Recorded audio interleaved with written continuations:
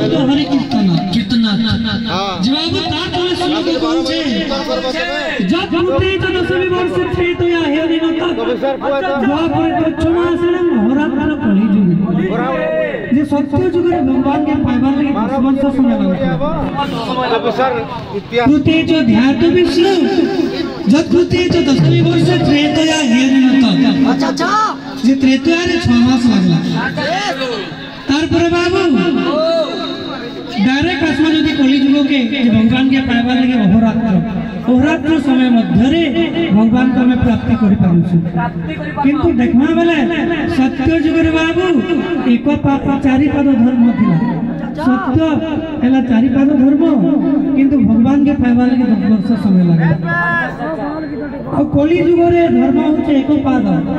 लेकिन भगवान के पाइबा लगे केते मिनट लागला अहोरात्र 12 घंटा कहलदा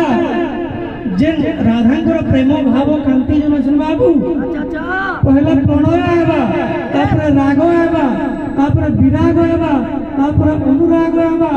तापर प्रेम आबा तापर भाव आबा तापर महाभाव आबा महाभाव के मधुनाट्य भाव जेंता कहते एतकी दूर के आशा आशा कृष्ण को समय लागसी लेकिन मुई गोटे प्रश्न पड़लो एको दिने वृंदावन